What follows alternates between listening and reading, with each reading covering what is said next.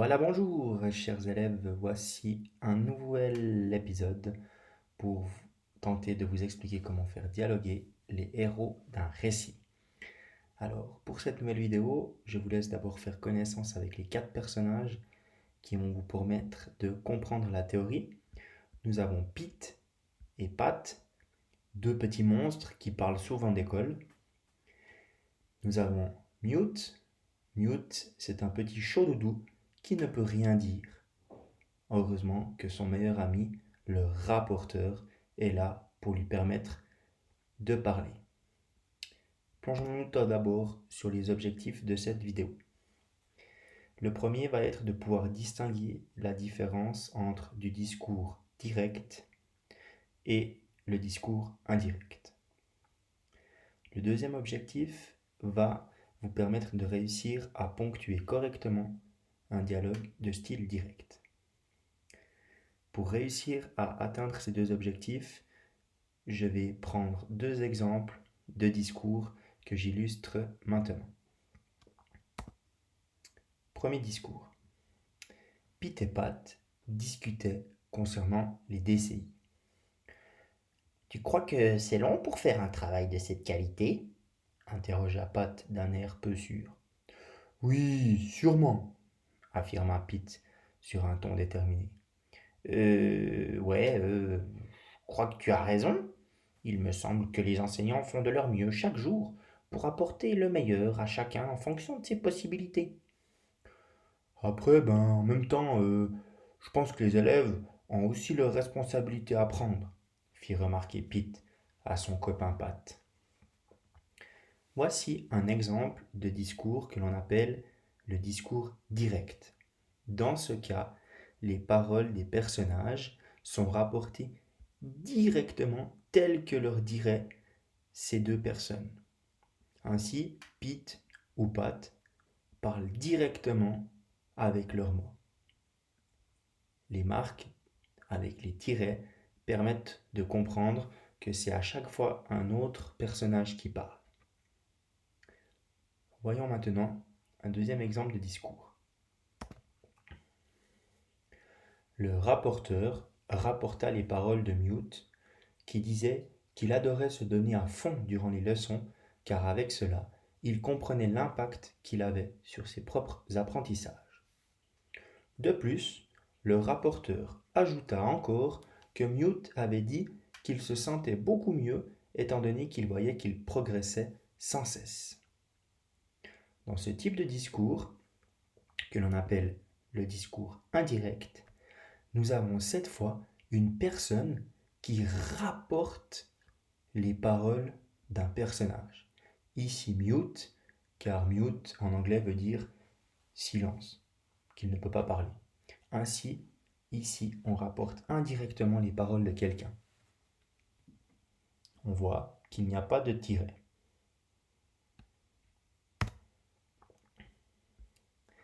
Voici encore un tableau qui illustre ces deux styles de discours. Dans le style direct, nous avons trois exemples que je vais vous lire. 1. La police annonce à mon voisin. 2 points. Votre chien est mort. Point. Mon voisin demande à la police. 2 points. Connaissez-vous le meurtrier? Point d'interrogation. Dernier exemple. La police demande à un suspect. Où étiez-vous le 15 décembre? Point d'interrogation.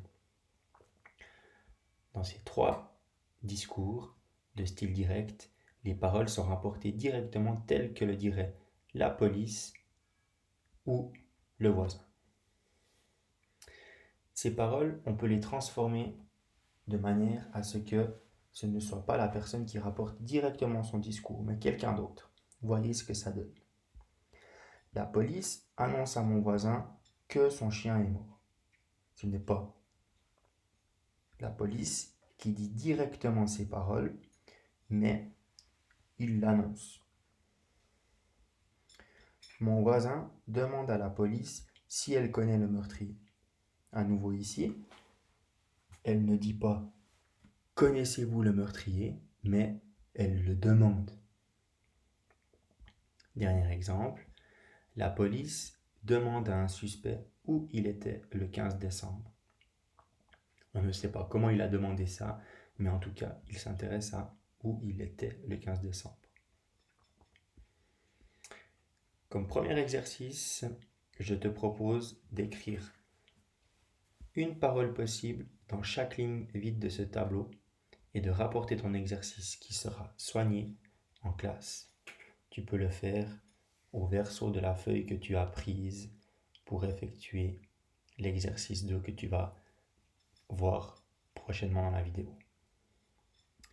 Donc, une parole possible pour un style direct, une parole possible pour un style indirect. Tu peux transformer la parole de style direct en indirect, comme le montre ce tableau-là. Bon travail. Pour passer d'un style à l'autre, il y a quelques changements à effectuer. Ici, ce tableau va te montrer comment on doit changer les personnes de conjugaison et le temps de conjugaison. Je te laisse voir ce tableau. Exemple, si dans un style direct nous sommes au présent, il m'a dit je vais bien. Dans un style de discours indirect, on va le transformer en imparfait. Il m'a dit qu'il allait bien. Lorsque le discours direct est au futur, il se transformera au conditionnel simple. Exemple, il m'a dit, je te téléphonerai. Ici, il m'a dit qu'il téléphonerait.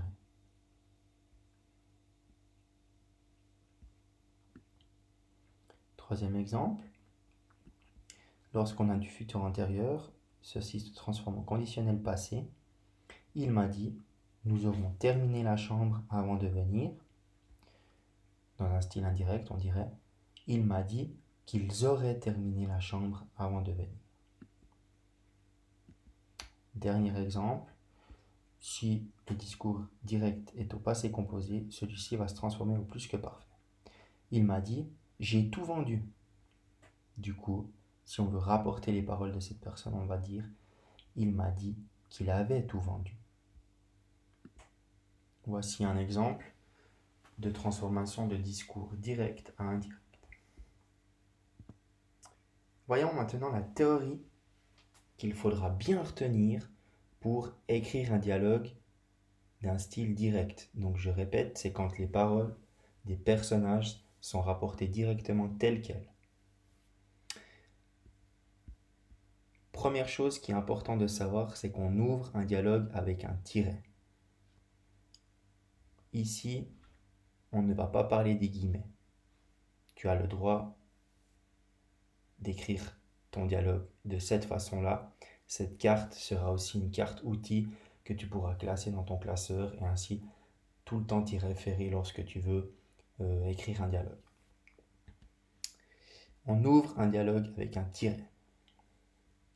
En général, le dialogue est introduit par les deux points accompagné d'un verbe qui indique qu'une personne prend la parole.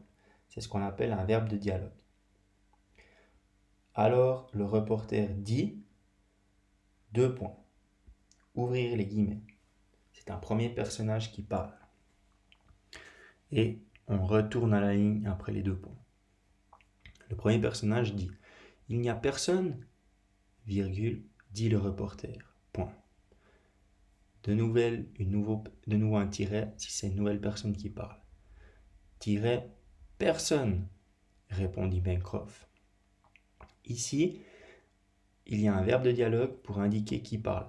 Cette fois-ci, ce n'est pas le reporter, c'est Pencroff.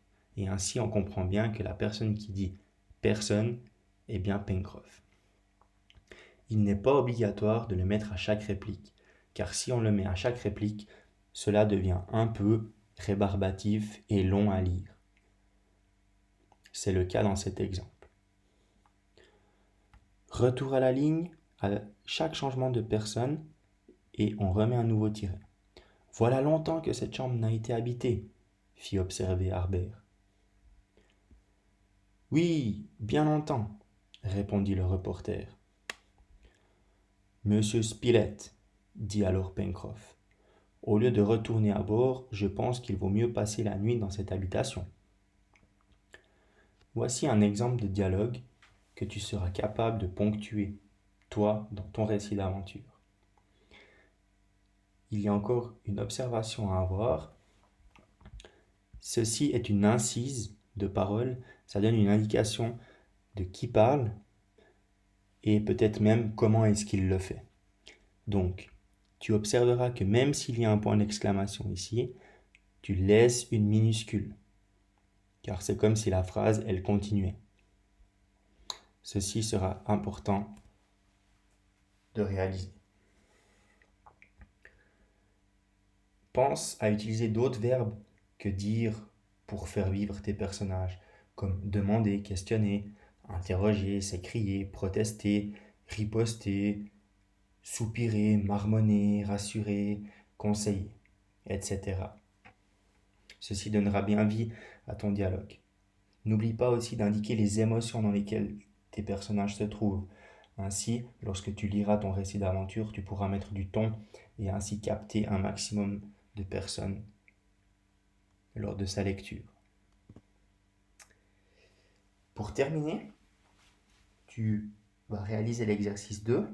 Tu as cette feuille à la maison et tu peux réécrire ce dialogue en faisant en sorte qu'il soit soigné et que tu aies tous les signes de ponctuation adéquats. On résume. Pete et Pat, eux, ils parlent beaucoup et ils rapportent leurs paroles sans les modifier.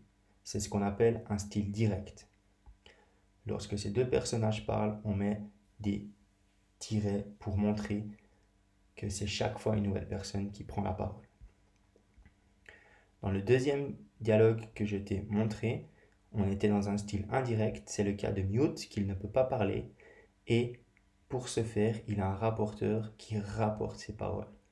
La personne qui prend la parole rapporte les propos selon son point de vue. Elle parle pour quelqu'un d'autre. Ici, il y a certaines définitions ainsi que des exemples que tu pourras observer si tu mets ta vidéo sur pause. Je te laisserai lire ça tranquillement. Et pour terminer cette vidéo, je te permets et je te propose un champ lexical de la parole. Ainsi, tu auras plein d'idées que tu pourrais peut-être déjà noter dans ton petit livre de mots à savoir afin de faire exprimer tes personnages.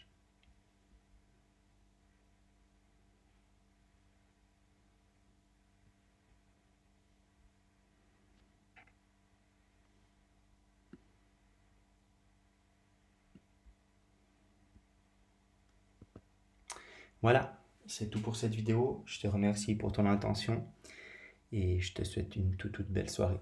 À bientôt. Ciao, ciao.